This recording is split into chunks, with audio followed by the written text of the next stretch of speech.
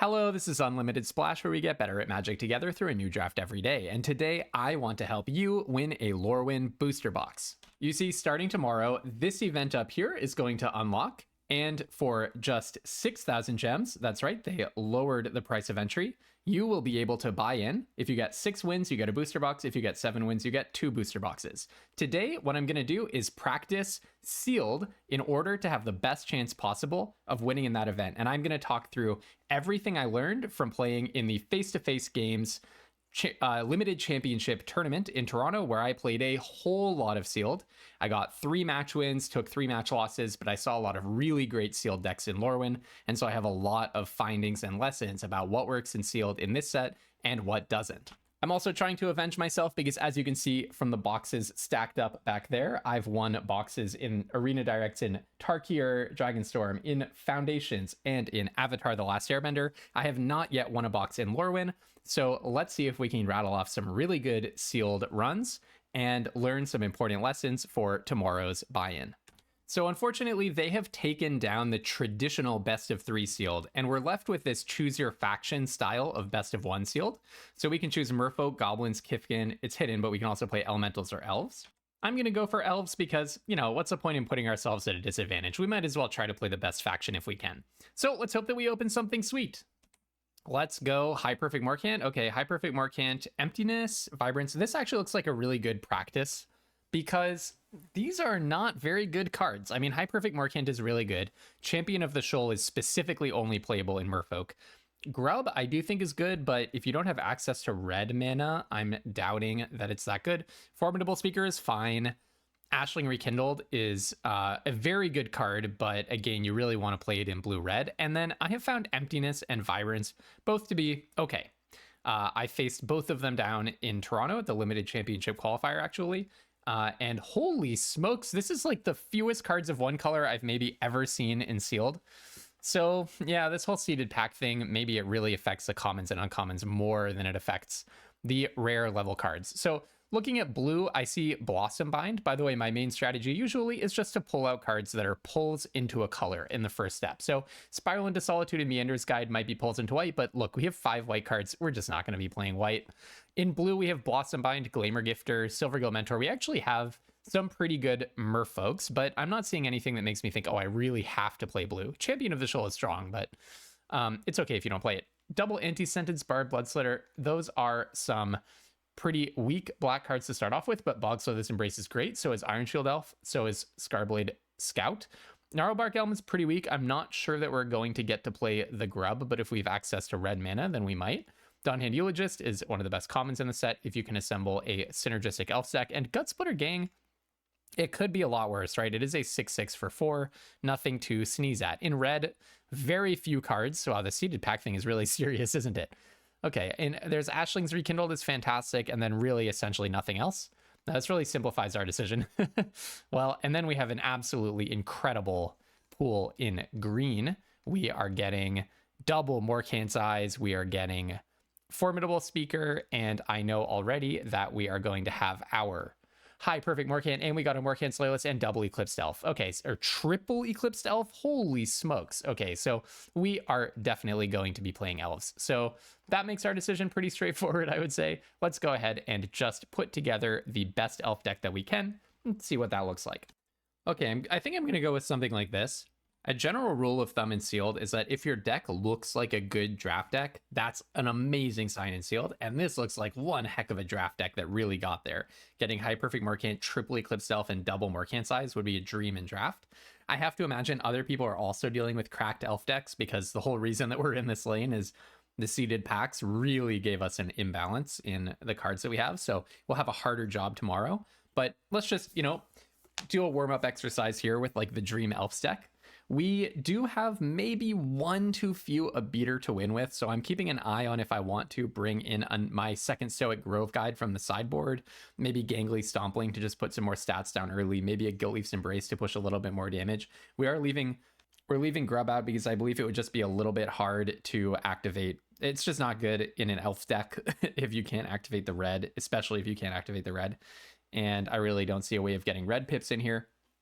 I think we might be a little bit late on ways to win, but hopefully Eclipsed Elf, I mean, hopefully we just have a lot of stats And between Eclipsed Elf and Formidable Speaker, we can find High Perfect Morcant, so a Grove Guide, Morcant Size. Finally, I do think that Emptiness is worth playing, even though you can only play the black. I haven't looked at the stats on this, so I'd be curious about that. But it just reminds me of Wix Patrol, which was like one of the best black, or one of the best uncommons in Bloomburrow, which was for 4 and 2 black, a 5/3 that when it enters gives something often like -3/-3. And this is the defensive statted version of that, which is a little bit worse, but this seems like at least like a C-level card, and I am looking for ways to win. So, yep, let's try this out. I'm pretty optimistic about this build, so I'm hoping for some good sealed games and to beat down with elves. All right, our opener is looking totally sweet. I mean, this is one heck of a hand. If I had gotten even one hand this good in Toronto, I would have been cruising to a much better result than 3-3, I'll tell you that much.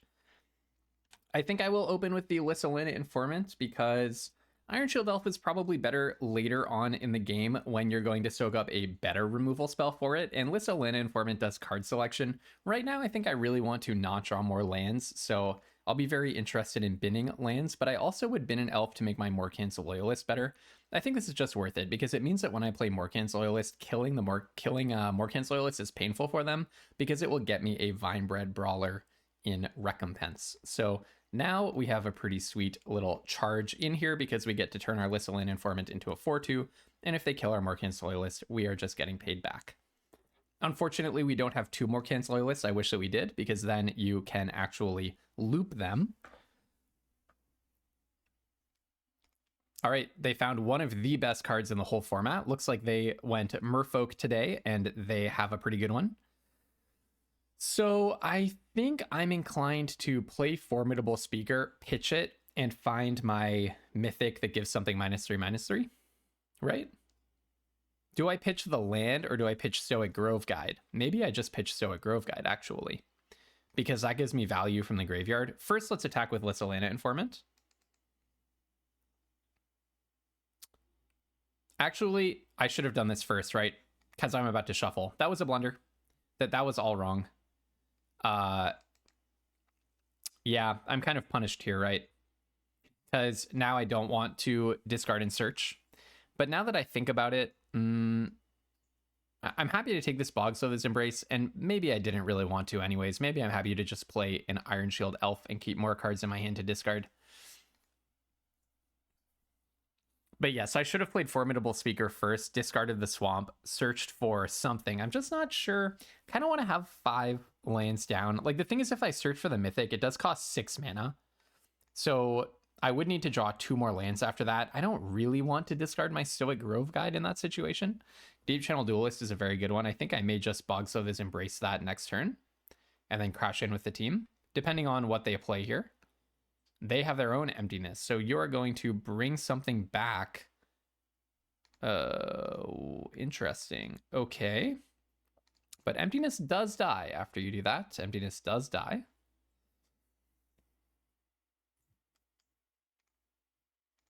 Yeah, their deck is sweet. I mean, finding 2 Wanderbrine Trappers off of Eclipse Marrow is absolutely no joke. All right, so pass to end. So we have some interesting decisions here. One thing that I can do is attack with both. I'm assuming they would block and block. Then I play Bogsloth's Embrace, taking out the Deep Channel Duelist. I save my Iron Shield Elf, and I essentially board wipe them, and I get to pull back a card. The downside is it does cost me Morcant's Loyalist, but I think that's probably okay. Another option, which is more passive, is just attack with Iron Shield Elf, and then I get to play Stoic Grove Guide, but I kind of want to be discarding the card. I kind of want to be discarding the land to Iron Shield Elf. If I do discard the land, though, then I cannot play the Stoic Grove Guide, and I also cannot play Bogsloth's Embrace without blighting, which is pretty awkward.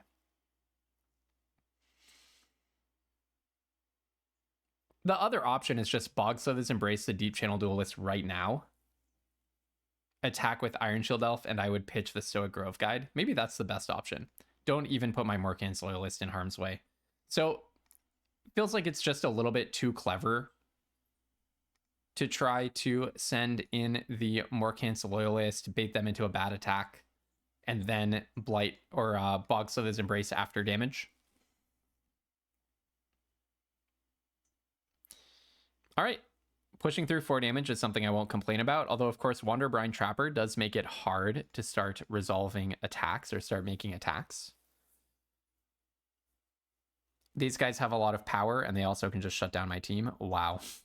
I guess everyone's deck is just absolutely cracked and full of the like Eclipsed version. Full of the Eclipsed cards. It's like the best version of the tribal decks. Yeah, this is not good practice for tomorrow, is it? When I was doing traditional drafts, it felt like really good practice. But this is everyone's deck. If you get this deck tomorrow, you are cruising to a box. No doubt about it. All right. You make your guy unblockable. Now, this is a highly aggressive attack from our opponent. As a general principle, people online love to be aggressive. So what I can do is I can Formidable Speaker pitching the Stoic Grove Guide. Exile it from the bin to make it 3/3. Get the Mythic card. Attack with Iron Shield Elf and trade. The other option is I can just play Stoic Grove Guide, play Iron Shield Elf. I kind of like that line more. Or attack with Iron Shield Elf. Pitch the Forest Iron Shield Elf. I like that line more. Iron Shield Elf becomes so hard to block, and then if I also have a 5/4, look, I'm in the driver's seat. I'm the one pushing damage. Sorry, it's actually going to be a 6/5. So I'm the one pushing damage. If I can get them to chump block here, I'm actually taking cards off the board, and I should essentially just be treating myself as the aggressor. So I'll play Stoic Grove Guide. They do have some kind of, let's say, control equity against me here with these Wanderbrine Trappers. It becomes really hard for me to actually make attacks. But hopefully in the Merfolk deck, they don't have that many chunky creatures to play. One thing that they could have at common, okay, that's perfectly fine. This is a very, very bad card, but you do have to play cards like this sometimes in sealed because you just don't get your, you know, your optimal removal, let's say. Yeah, and it's hard for them to be activating their trappers a lot as well. Interesting thing about Formidable Speaker. Okay, they did not have a creature that they wanted to discard. Kind of makes sense. Like, getting rid of the 2 lands is just good. Vinebred Brawler.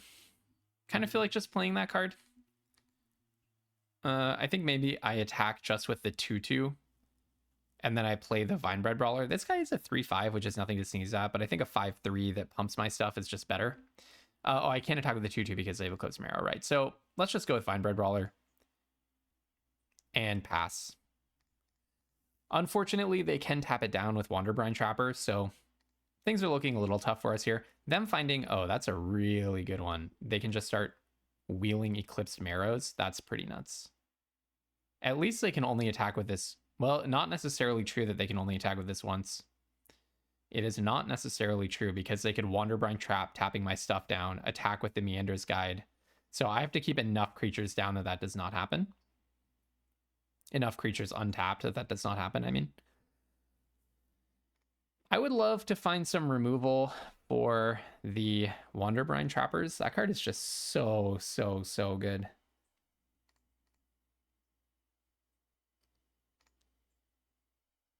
High Perfect Morcant would be really nice. If I cast High Perfect Morcant, it kills a Trapper. Because I can give a -1/-1 counter. Oh no, sorry. They blight one. But it could definitely shrink some of their stuff.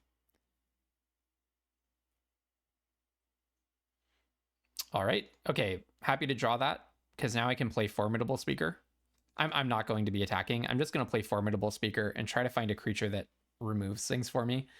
Probably I'm just going for High Perfect Morcant, to be honest, over Emptiness. High Perfect Morcant seems more dangerous to the opponent here.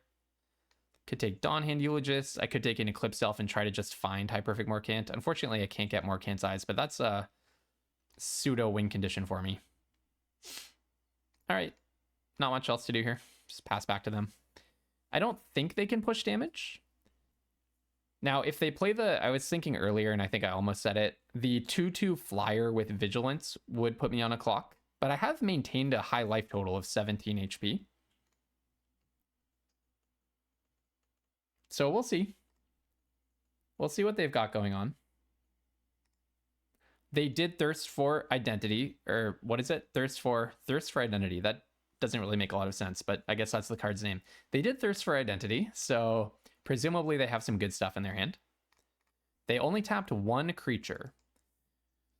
Okay, and you go with your Meander's Guide. Now, I really do want that to die, but do I want it to die to the point that I'm going to double block it?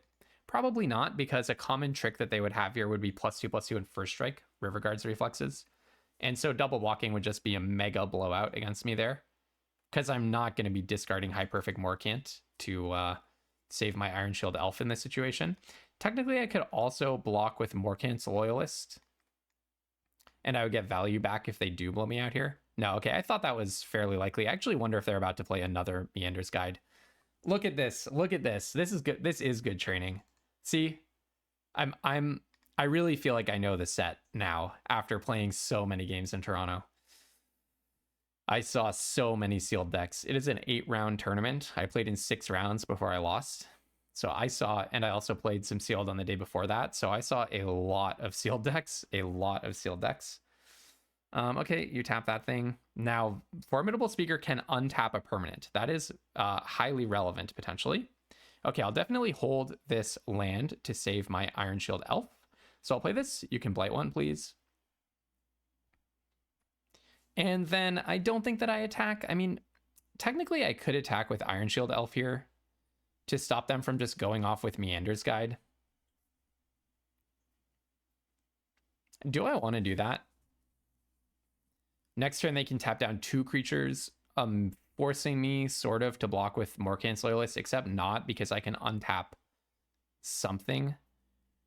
Formidable Speaker, it's interesting. So so suppose I attack with Iron Shield Elf. They block with Eclipsed Marrow. I discard this. Next turn, they use their Wanderbrine Trapper to tap my Formidable Speaker. With that on the stack, I untap my Vinebred Brawler. Then they tap my High Perfect Morcant. Formidable Speaker is tapped. You can't untap Formidable Speaker with the Wanderbrine Trapper trigger on the stack targeting it. Talking myself in circles here. So probably Morcant's Loyalist may end up blocking Meander's Guide. I think I just need to put on the pressure here. I simply need to put on the pressure. So this does let them bring back the Eclipsed Marrow with the Meander's Guide. That is fine. That is fine, because that means they're not bringing back Meander's Guide with Meander's Guide. Let's see what this last card in their hand is. I wonder if it's a land or if they've been saving up for something. So they may just play the Eclipse Marrow. That's fine. I don't mind that. Now, they did not tap any of my stuff. I'm very perplexed about that decision. Are you going to bring back Meander's Guide? I would expect so, right? You're looping the Meander's Guides, right? No? So then we're out of this Meander's Guide zone, unless they're about to play another Meander's Guide. But I'm actually quite surprised that they allowed us to do this. I guess maybe they're digging for a specific merfolk, and they think the whole Meander's Guide loop is not going to do it. Yeah, that's probably the merfolk that they were digging for. Okay. Wow, seeded packs. Oh my goodness. This is like the cube version of sealed. It's just like the highest power sealed decks you've ever seen. So I guess this is good practice. Now, do you have River Guard's reflexes? You didn't last turn, so I have to assume that you don't. This is good practice for like how to beat an amazing sealed deck.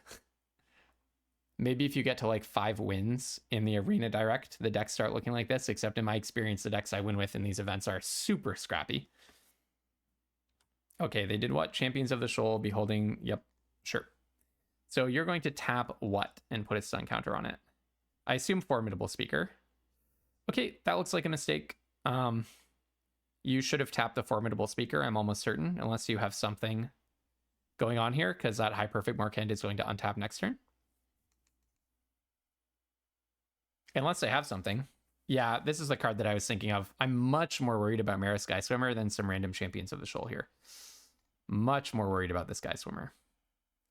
Okay, that's probably game losing. Like, I don't think I can just draw infinite lands and win. So maybe attack with Vinebred Brawler plus Iron Shield Elf, but unfortunately the Brawler dies. I kind of want to just like attack with everything because I'm losing in the long run. Unfortunately, it does mean that I trade High Perfect Morcant. I just lose High Perfect Morcant to Champions of the Shoal. I guess I could pump the High Perfect Morcant. Champions of the Shoal can only tap one card a turn. What is my win condition here? I guess finding another Bog Slither's Embrace, getting rid of the champions, and getting to attack with stuff. Let's see. I guess I can't really push damage here, so I shouldn't attack yet. I would love a Morcant's Eyes, but I also need another Forest. I don't really want to throw away Vinebred Brawler. The good news is they cannot attack with Champions of the Shoal. Well, I guess they could double tap things, swing in with the champions. Maybe there's a world where that works for them. Okay.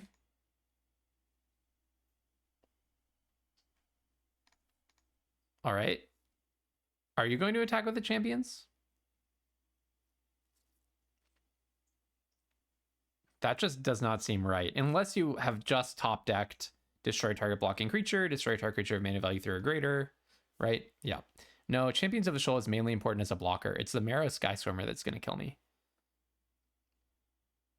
All right. Just go to my turn, I guess.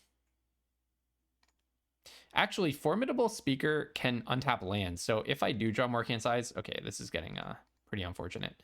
If I do draw Morcant's Eyes, then I can actually fix my mana if I have enough of it.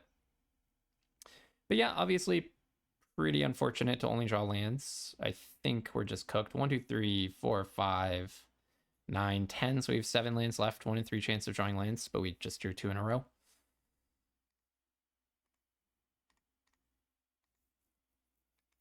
I do have a Champions of the Shoal. I don't know. Wanderbrine Trapper is kind of... Wanderbrine Trapper and then the synergy between the Meander's Guides and the Eclipse Marrows. It's pretty much what did it.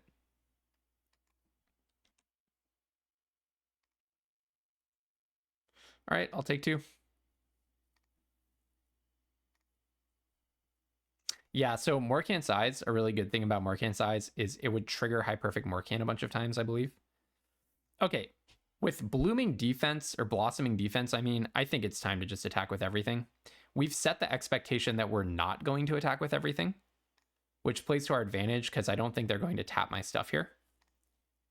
Let's just go in with the team. And this is kind of my one shot. Now, I actually think I will buff Formidable Speaker. No, because they would have to double block Formidable Speaker with other things here. So let's buff the High Perfect Morcant. 2, 3, 7, 8, 9, 10, 11, 12, 13, 14, 15, 16. So they have more than lethal. But I'm currently attacking with more than lethal, so they presumably have to make some blocks. Jumping with the 1/1. I'm just trying to get as much value out of this attack as I possibly can. Probably their best block is... So I don't think they have a combat trick. Well, maybe they've drawn one in the last 2 turns. But probably their best block is something that leaves Marrow Skyswimmer alive, certainly, and Champions of the Shoal alive. So probably their best block is just to let through like 8 damage, because there is a +3/+3 trick in this set at uncommon. So try to let through like 8 damage. So they really want Morcant's Loyalist to die. That's interesting. They're keeping their Wanderbrine Trappers alive. That makes sense. And they're not letting me kill Champions of the Shoal. So currently they would be taking 7. Now, do they have a lethal counterattack? So this will die, and this will die, meaning they can attack for 4, 5, 6, 7, 8, 9, 10, 11, 12. Not quite lethal. Okay. And I get to recast a blocker. So I guess we just go to damage. It's a good block by them, but they don't know. I mean, there are 2 things in the set that do +2/+0, so I guess this helps keep their champions alive. I'm just not totally sure why they wouldn't block Morcant's Loyalist with Eclipsed Marrow. That doesn't quite make sense to me. I'll probably get Vinebred Brawler, I guess. No, I'll probably get Lissalina Informant. It is only a 3/1. But 3/1 is enough. And I think the Surveil is really valuable here.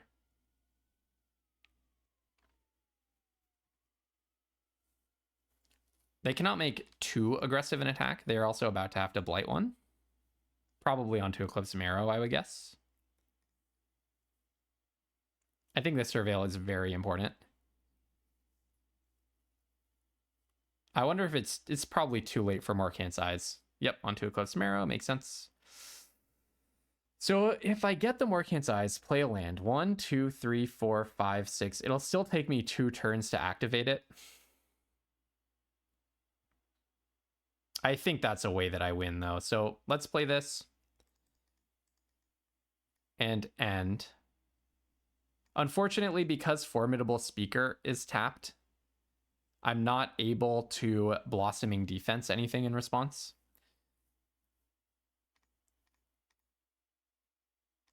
Let's see how aggressive they get with the attack here. If I were them, I would probably attack with Champions of the Chimera, Skystorm, or Lockdown Formidable Speaker. And if you play a Merfolk, then next turn you can tap 2 of my creatures, which basically neutralizes my attackers. I can give something hexproof and crack back, and I'm on more than a 2-turn clock, I think. They might just attack with everything. We'll see. Yep, that's the attack I would make. The opponent's playing well. I do think my opponent's playing very well. I continue to be surprised by this. They keep allowing like they keep not locking down the Formidable Speaker, which gives me options about what I want to have untapped. Like the Sun counter is going to go away next turn, and then I can just untap that card if I want to. But I guess with Wanderbrine Trapper, they don't care too much. Sure. Yeah, I think that can just happen. Okay, well, let me think for a second. So basically, I now have 2 attackers. Either one of them is lethal. So you have to block both. Then you're cracking in for... So you have to block both, right? Skystormer trades with Informant. Eclipsed Marrow is going to get eaten by the Iron Shield Elf. Then you have 8 on the board and I'm tapped down, which would be more than lethal for me.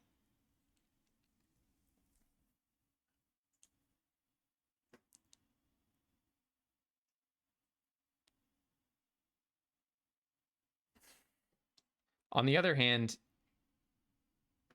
if I Blossoming Defense Iron Shield Elf here, they're not both lethal. So Blossoming Defensing the Iron Shield Elf sounds really bad. Yeah, I think this resolves. I draw my card, play it.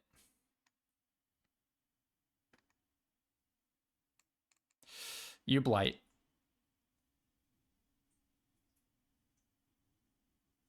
If I attack with Lissalina Informant, you're just blocking with Eclipsed Marrow, so it helps me not at all. If you use your Wanderbrine Trapper to tap something, do I actually just lose?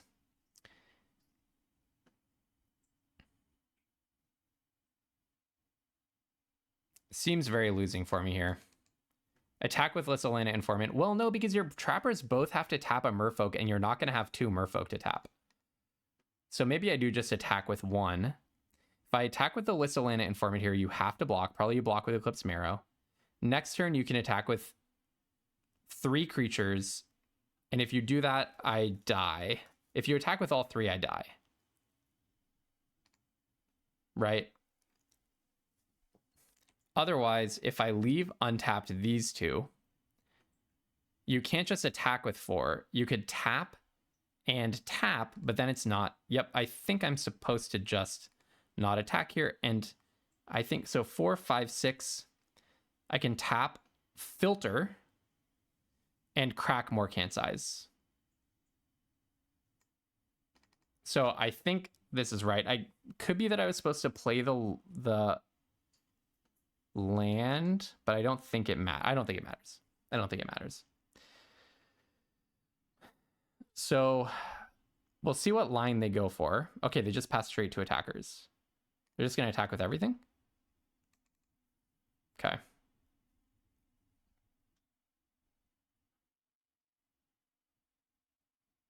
Okay, I'm glad I held my land because this gives me the option of using, well, they might just, okay, if they try to lock down Formidable Speaker, I'm going to untap my Forest and Blossoming Defense to the Formidable Speaker and double block. Or no, sorry, only, oh, it taps, this is confusing. It taps, but it doesn't get locked down, right? So maybe what I do is I just, oh, if I untap Iron Shield Elf, then they get to actually target it and tap it.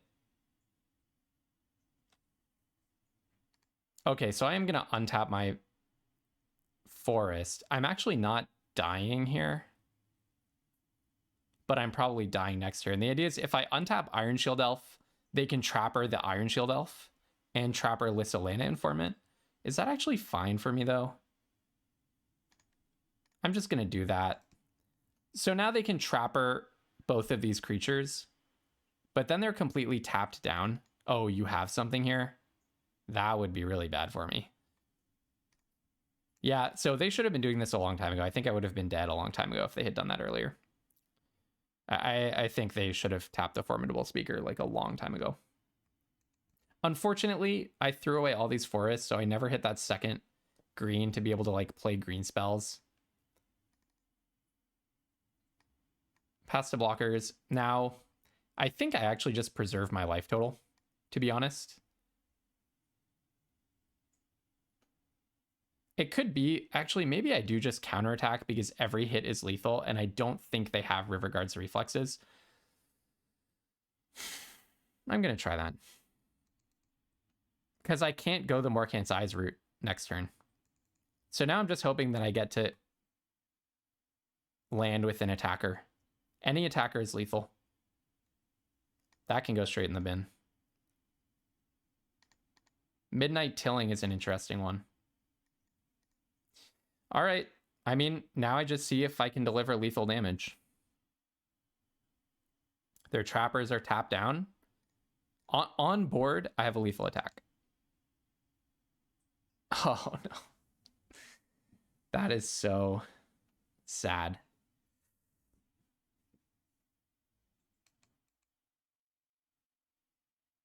I don't think I have anything for this, do I?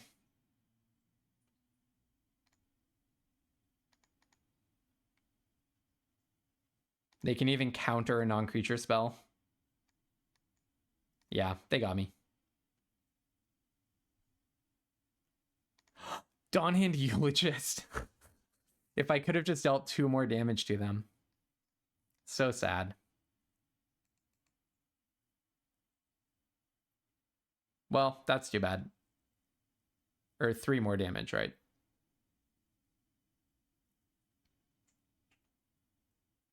Hold on, what just happened?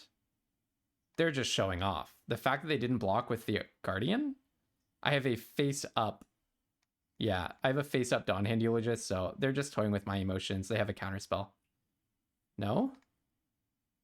What? They have instant speed life gain?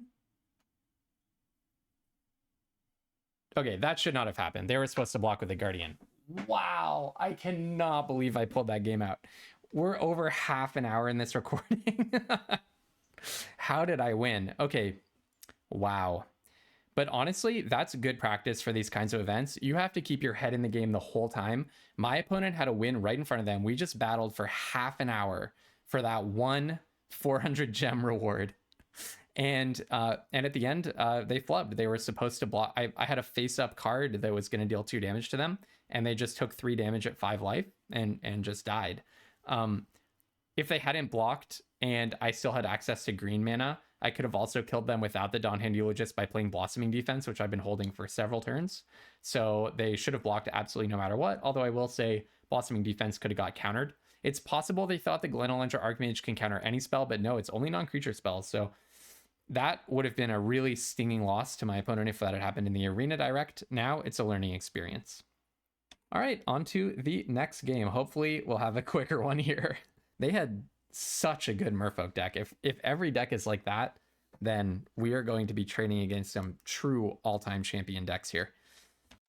All right, I mean, this is like a absolute dream of a hand. I wonder if in addition to the seeded packs, is the hand smoother on like super overdrive here, because both of my hands have been incredible, and also my opponent's hand last game seemed to be pretty ideal. I will say I would like to see some of my Eclipsed elves. I have 3 of them, and I so far haven't seen a single one in either of my games. There's nothing at 1 mana flash here that we have to worry about. There's a 1/2 Kithkin, but that's at sorcery speed. So I feel very safe attacking. Eclipse Kithkin, wow. Every deck is just deranged. Every deck is just deranged in the seeded pack world. Seeded pack world is a scary world. Everyone's just playing multiple copies of the best cards in a super synergistic deck. Brigid's Command, you say? Wow.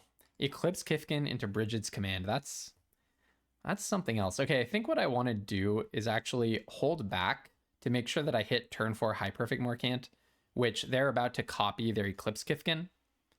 Actually, because they're about to copy their Eclipse Kithkin, I wish I could Bogslither's Embrace, but I cannot Blight onto either of my creatures.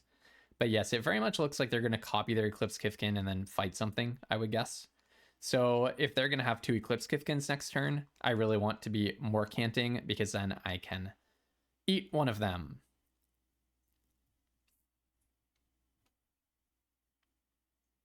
They may also not Brigid's Command. They might do something else. Could just play a normal 3-drop. We shall see. I'm honestly exhausted after all that Wanderbrine Trapper logic. I know I made you endure a lot of it, but I was tanking a lot while having the video paused. It got extremely complicated to consider all of the lines. What if they tap nothing? What if they tap one thing? What if they tap 2 things and then I'm able to untap things? Unfortunately, I cannot give their creature hexproof, so they went with make a 1/1 and also an Eclipse Kithkin. Nothing I can do about that. Kind of thought they were more likely to fight, but they weren't. I wonder if they rip another Brigid's Command off the top here. So we are a mid-range deck, which means I really want to kind of outlast them. I'm trying to maintain a high life total, which is good with the Virulent Emissary, and I'm trying to find my chunkier creatures and bigger threats like High Perfect Morcant. All right, they picked a Wary Farmer up, which I don't mind at all. That creature is a pretty good reservoir for blighting onto. Kind of unfortunate that I just didn't do anything turn 3. I think I do have to play High Perfect Morcant here. I don't really think I have much of an option to just like sit on my heels. But because I believe they're the aggressor, I think I'm going to hold back Iron Shield Elf. If they attack, I will block with Iron Shield Elf and pitch my forest. I would really like some more elves. Like, I'd like to draw some elves and get this Morcant going. If possible, I would also always like to hold up Blossoming Defense from now on. Although, if necessary, I may pay full price for Bogslither's Embrace next turn. Oh my goodness. Everyone has... I mean, look, I also have 3 Eclipsed Elves, but it doesn't help if I don't draw them. But my opponents are just playing Eclipsed into Eclipsed into Eclipsed. How many Eclipsed cards have I faced, like, casts or enters triggers of Eclipsed cards in the last game, in the last 2 games? Because my other opponent was also bringing back their Eclipse cards over and over again. So, wow. I'm really glad the Arena Direct does not use seeded packs. I think this is probably my last game ever of a seeded pack sealed event, to be honest. My brain is just absolutely cooked, and I'm only 2 games in. So I'll play Morcant's Eyes. You have to Blight, meaning that you lose something. And I'll hold up a Forest. At this point, I'm kind of inclined to just start attacking, because I do have Blossoming Defense. They don't seem to have removal for the High Perfect Morcant. And let's see, if I attack with High Perfect Morcant, they could triple block and kill it. That would be pretty bold, but they have so many cards in hand, I actually think that's probably fine for them. But suppose I attack here with Iron Shield Elf. They do get to attack back for 7 damage. So yeah, I don't think I have an attack here. Too bad. Morcant's Eyes was a nice draw though, because that gives me a long-term game plan. If they have Liminal Hold or something, then I do have Blossoming Defense to keep my Morcant's High Perfect Morcant alive. And hey, if I get some elves in the bin, I'm not complaining too much because I'm pretty close to Morcant's Eyes activation. I do want to not pitch too many lanes to Iron Shield Elf for that reason, to be able to hit 6 mana eventually. Pitiless Fists. Okay, this is going to be good. So you Pitiless Fists, attempting to fight High Perfect Morcant. I will just make that guy bigger. And Hexproof. Actually, if it weren't Hexproof, it would be advantageous for me. Because then you would not, because then you would fight and your guy would die. All right, Surveil. Yeah, I probably put this in the bin. Odds are I'm just going to draw enough lands. Oh, nice. Midnight Tilling is a really good draw here. A really, really good draw. It gets some elves in the bin. Okay, I think I take Eclipsed Elf here. I could take the Formidable Speaker, but I kind of want to just play my land and play the elf. And then I get to grab a card. Oh, another Eclipsed Elf? Don't mind if I do. Yes, finally I'm getting to do this stuff. And then you Blight probably onto your Eclipse Kifkin, I would guess. No? Okay, interesting. So we got a full card. High Perfect Morcant has already been a 2-for-1. Sort of. Half for 1, because I guess it took a Brigid's command token. Okay, well, I'm sure not attacking here. If Iron Shield Elf looks like it's going to die, probably I'll pitch Eclipsed Elf sooner than Bogslither's Embrace. Probably. Putting more elves in the bin is nice. Note that Morcant's Eyes is actually at 3, not 2. This is an important thing about Morcant's Eyes. When it dies, Spiral. Okay. You do have to do another 2 and Blight 1 in order to get rid of the static effect, which is the important thing about this card. I wonder why they are so eager to keep their Eclipse Kifkin at 4-3. Okay, I thought they were going to Blight onto the 2-1 Eclipse Kifkin instead of the 4-3 Eclipse Kifkin. This makes more sense to me. On Exile is kind of annoying. I will actually just put that right on top, yeah. Now I'm finally a beneficiary of the Eclipsed Madness. The Eclipsing. All right, gain a life. I'm gaining a lot of life. Oh, yeah, a Morcant's Eyes. Okay, now we're talking. Yeah, I'll just take that. I mean, ripping another Eclipsed Elf here would be pretty sweet, but I'll just go in with this Eclipsed Elf. I do not mind getting more elves in the bin, I'll tell you that much. And then I'll play another Morcant's Eyes. And now we're surveilling 2 every upkeep, and our draws are just going to be great. I will happily draw another land. Hopefully the Kifkin deck doesn't have anything too big. They could have Sun-Dappled Celebrant, the 5/6 Convoke, Vigilance, etc. Yeah, Mismetal Councils are fine. They're like a little bit worse than Eclipsed Elves in this situation, so I don't mind that. Also, it's like really bad against Iron Shield Elf. Looks like they have Assert Perfection. I'm just like, I would bet $1 right now that they have Assert Perfection. I'm not going to make a huge bet, but it just feels Assert Perfection-y. Okay, all right, lost my dollar. So they're playing a Formidable Speaker. I wonder what they have. There is some pretty good stuff that they could have. I don't know. Hopefully it's not oh, they didn't discard anything. I was gonna say like hopefully it's not Figure of Fable, but I do also have a Bogslither's Embrace that I've been saving forever. Oh, speaking of Bogslither's Embrace, yeah, I'll take that. I'll take that. All right, they're holding back all of my stuff with their 2/4, but I think that's okay. I think that's okay. I will take I think Dawnhand Eulogist is really good here, right? Just mills more stuff. And it has Menace, so it's not totally held back by Formidable Speaker. I'll take that one. I could actually take Alyssa, Land and Dignitary, and solve my mana problems. That might be good. Let's see. Kind of like the Dawnhand Eulogist. So what's my game plan here? I want to make a lot of elves, right? I want to make a lot of 2/2 elves. That's my game plan. Just make a lot of 2/2 elves. If they manage to start like playing flyers or something, it could be a problem for me. These would seriously be like the most powerful decks ever played in the Arena Direct in terms of their common and uncommon card quality. Wow, games take a lot longer when everyone's decks are incredible. I'm exhausted. So you're going to exile these guys to get all the enters triggers again? Yeah, it's pretty good. You do lose your Pitiless Fists.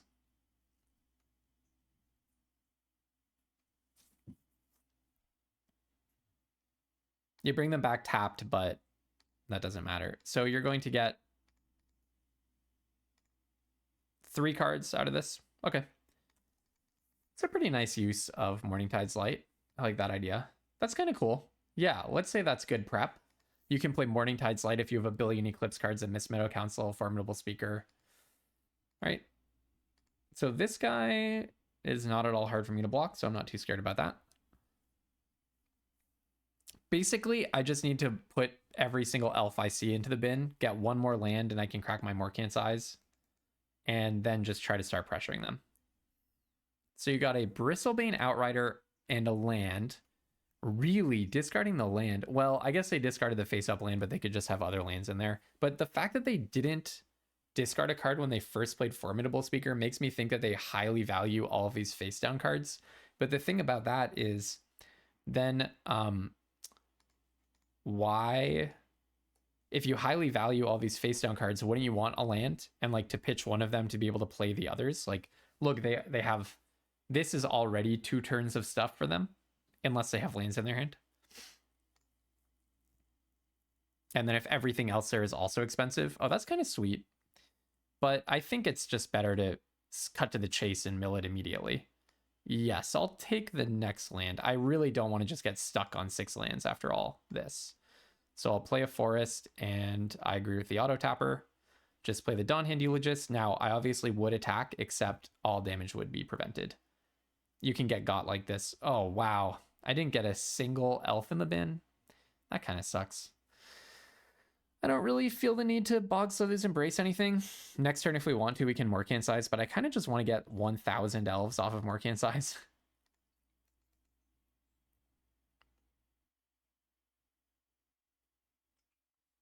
But I guess starting to make some aggressive attacks is the way to get 1,000,000 elves here, right?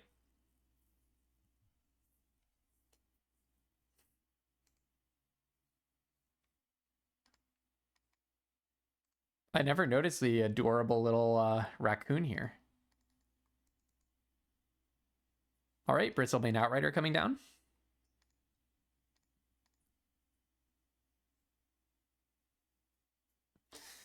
Wow, 47 minutes and I'm partway through game 2.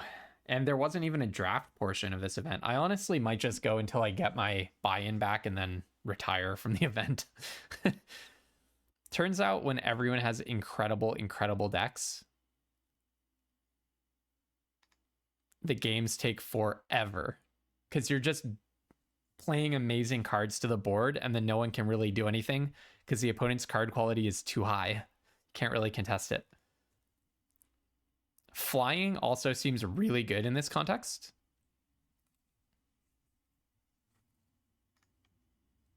Okay.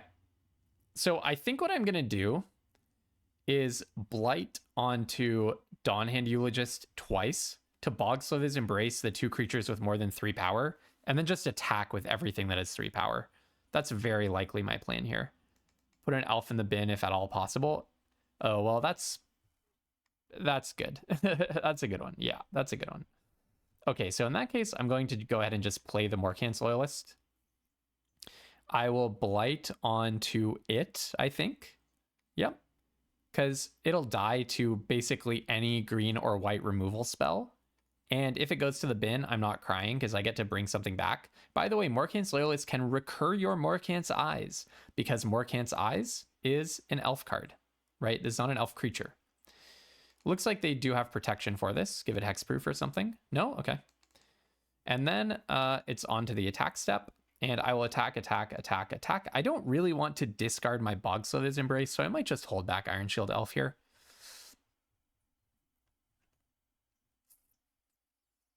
Nah. Actually, yeah, I don't want to trade that for a 2-1. Let's go in like this. See what they've got for me. There's not that much. They could have +2/+0 and Indestructible, but that's kind of just going 1-for-1 in a way. Okay, looks like they do have something fancy. This is a block that they would only make if they have plans, right? I'm assuming. Or they're just starting to line up a double block. They'll double block the Eclipsed Elf.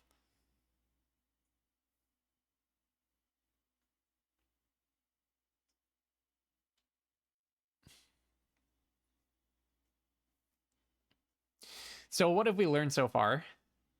If you have Eclipse cards, try very hard to play them. Those are amazing. Synergistic decks are amazing and sealed. Flying looks really good.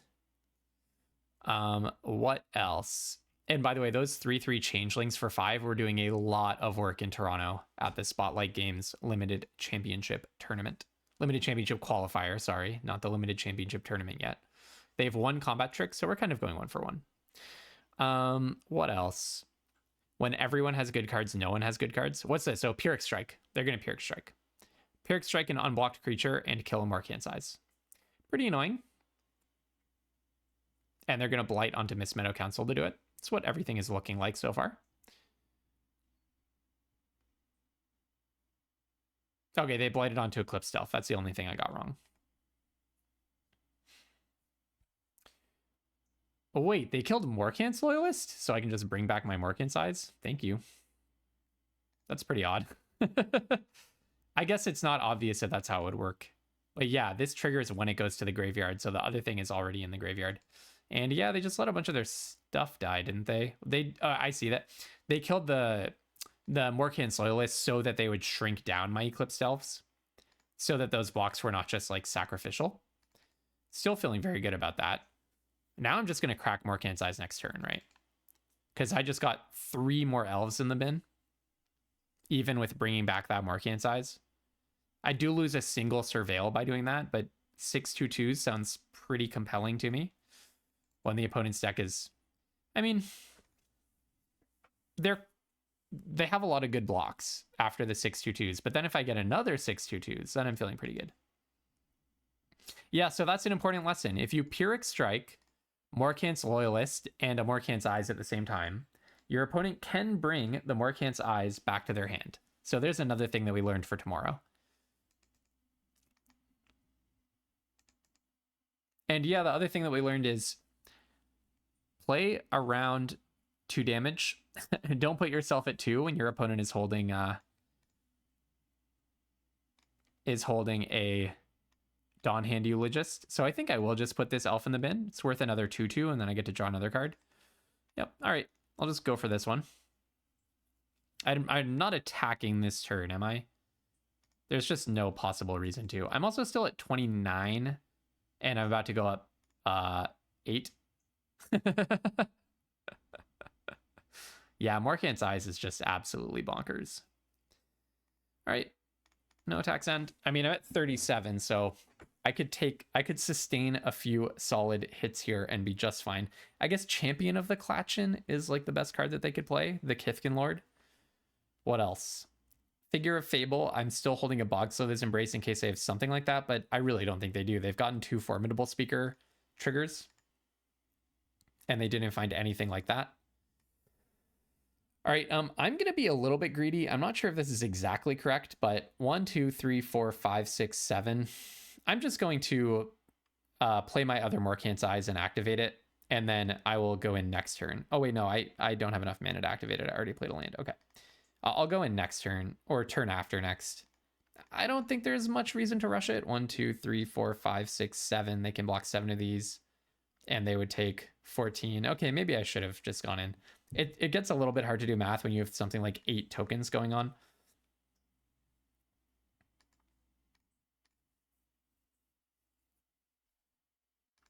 Okay. 1, 2, 3, 4, 5, 6, 7, 8, 9. So now they can... It's not lethal, though. Like, I'm not representing a lethal attack right now. They do get first strike. I mean, if they attack here, though, then they're probably facing lethal attack. So suppose they have the 4/2 flash. That would be the main surprise, I think, that matters here.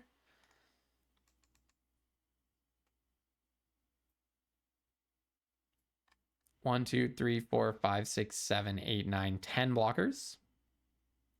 I can just take this, right? Yeah, the 15 damage does nothing to me. That's less than half of my life total.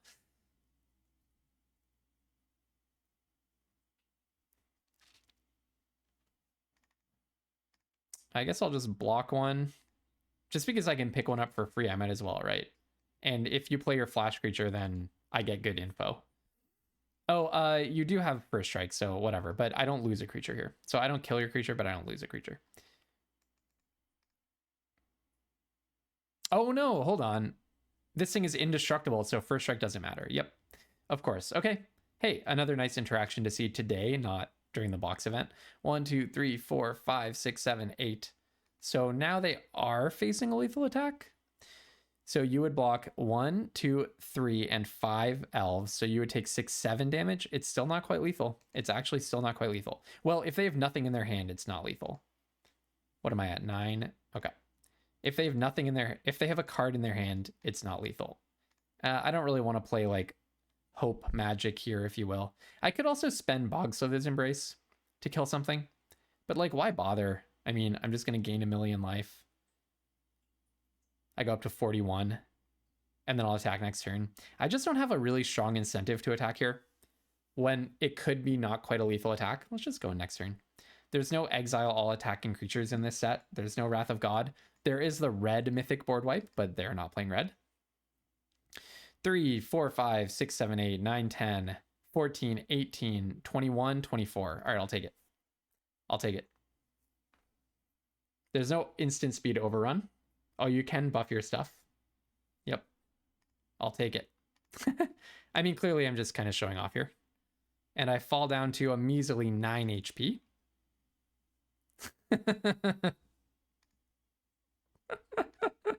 This is kind of fun, but this is like really ridiculous magic. I don't think I'm gonna do a I don't think I'm gonna do a seeded back event again.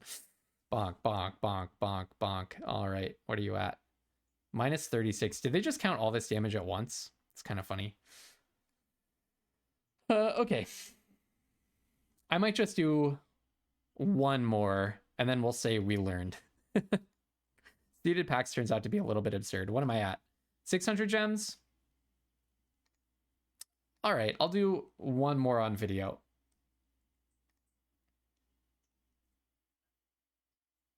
All right, yeah, unless this one's really fast, I think I'm good for one more game. This hand makes it look like maybe it will be pretty fast. I think I just...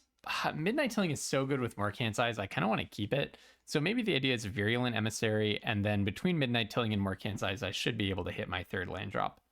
I think keeping Midnight Tilling there makes sense. If I don't draw my third land, it's a little awkward, but it's just so good with Morcant's Eyes, and Morcant's Eyes should let me surveil a land to the top, hopefully. Okay, very glad I have a Death Toucher for that.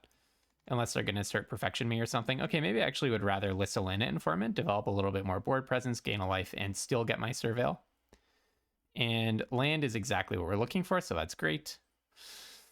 They're not going to trade, are they?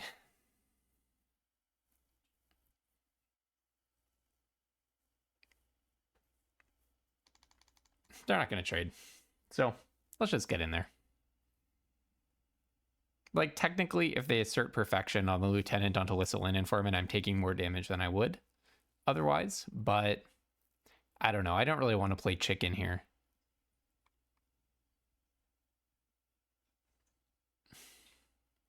Seems like probably a free damage. Like, assert Perfection would not be very good. Oh, yeah, that's a way to punish me, because now you get 5. Well, it's a 5/5. Yeah. Okay, it's a way to punish me. That is a way to punish me. I didn't really think about them being able to play 3 Kithkin that turn. So go ahead and play Vinebred Brawler. I have a lot of ways of blocking.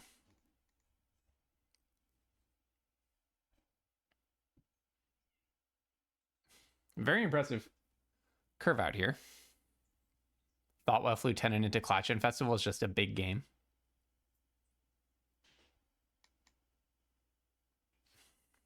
But thankfully, my Virulent Emissary is keeping me at a high life total. And hopefully having the more mid-rangey, more grindy deck should just pay off. I'm happy to just take an extra damage. Don't really mind. Okay, let's go with... Oh, that's awkward. Having only 1 green is really awkward. Yeah, I didn't think about that. So I actually can get some good counterplay here, right? I attack with Vinebred Brawler and they have to block it. That actually sounds pretty good. I think I'm just going to say, you know what? I can put a lot of pressure on you. I'm attacking for 9, which is almost half of your current life total. I know that you're a highly aggressive deck, but I can force you to block here anyways. And yeah, pretty much forced to trade the Mist Meadow Council, and I'm getting in for a bunch of damage. Okay, or I'm just taking down a creature, and then I'll play this. Technically, it's a 2-for-1. Trading Mist Meadow Council for one other creature, but that kind of already happened. It's like priced into history, so.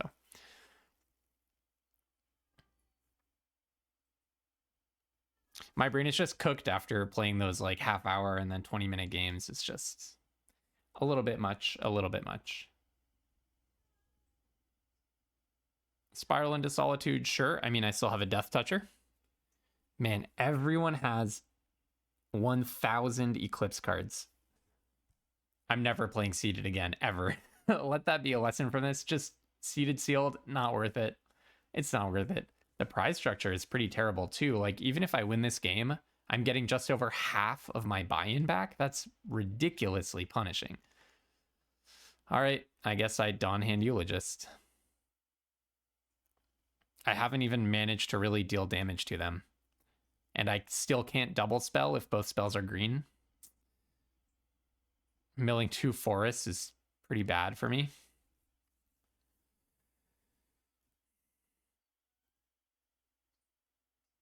All right, Bristlebane Outrider comes down. It cannot be blocked by Virulent Emissary. All right, Snap Block, get a Surveil. Sounds good.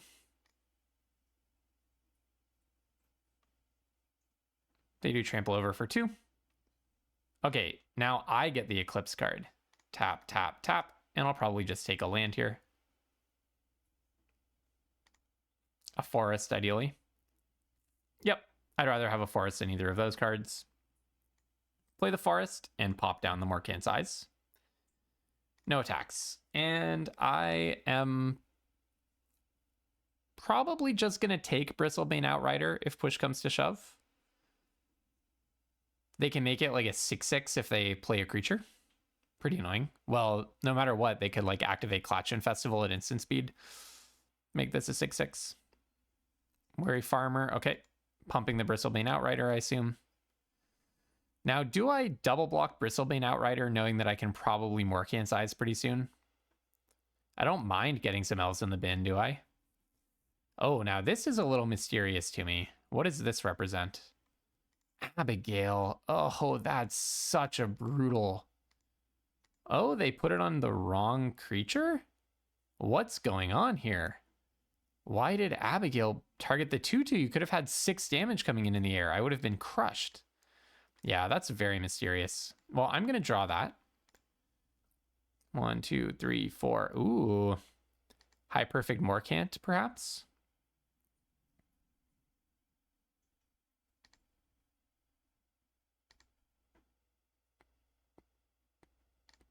High Perfect Morcant seems good, doesn't it? I don't know, maybe I'm misplaying this badly, but I feel like next turn I crack Morcant's Eyes and they have to blight 5. That sounds good, right? That sounds good. I'm not even sure what they blight here. I'd probably blight onto Wary Farmer or maybe the Thoughtweft Lieutenant. No, not Thoughtweft Lieutenant, because then I would just kill it.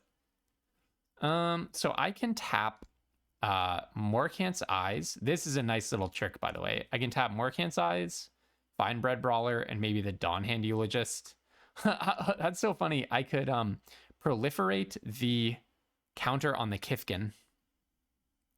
I could make it have double flying, double first strike, and double lifelink. Am I blocking with High Perfect Morcant? No way, right? No way. So I guess I will just proliferate here. Yep, proliferate onto that guy.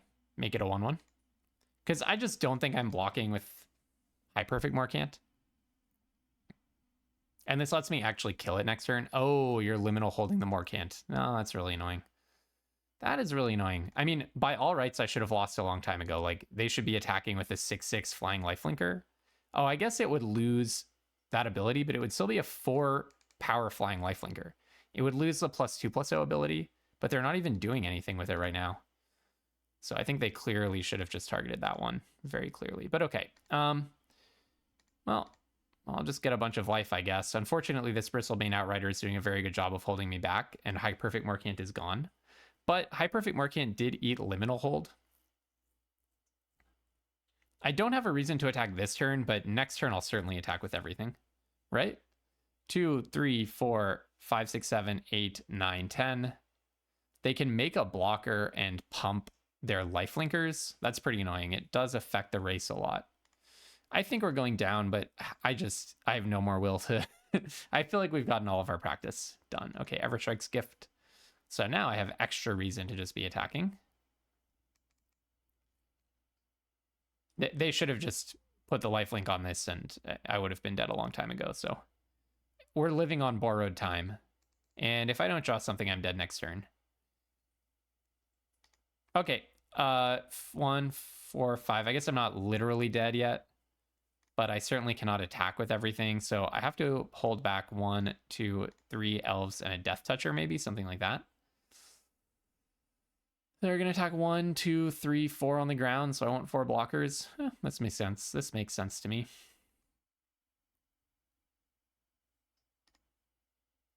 I don't know. I guess I could have taken Morcant's Loyalist, but then they just would have exiled that one. Then I'll play Alyssa in a Dignitary. I'll behold this elf. Not my greatest draw of all time. I mean, they have to really screw up for me to survive here. Dundulin Weaver, grabbing. If I were you, I'm probably taking the Miss Meadow Council. Okay, sure. Then you play that, and then you try to get another trigger. Okay, that makes sense. 6, 7, 8, 9, I'm dead. Yep, a merciful end. Maybe I could have pushed more damage earlier in the game. But all in all, I'm glad to not be playing sealed anymore. I feel very prepped and ready for tomorrow. I'll play the rest of this one off stream. So number 1 lesson, don't leave yourself dead to +2/+0 combat tricks or +2/+X combat tricks. Number 2 lesson, Abigail is one of the best cards in sealed. That would be like one of my top 3, top 5 cards to pull in my sealed pull. Very flexible card. And the flying and lifelink and first strike is just so hard to deal with. And if the opponent had put that on the biggest creature, we would have been dead a lot quicker. And yeah, Liminal Hold is nice. You need like cards like Liminal Hold and Crib Swap were working pretty well for our opponents because they just do like a lot of it's like a safety release valve. They do a lot of work when they take care of the opponent's biggest threat. So I'm gonna wrap it there. I'll play the rest of this stuff off video. I don't think we're getting that much. If you do want to see me play in the Arena Direct and hopefully win some more boxes, this time of Lorwyn, go ahead and click subscribe using the link in the description below. And until tomorrow's Arena Direct, everyone, have tons of fun playing Magic and don't be afraid to splash.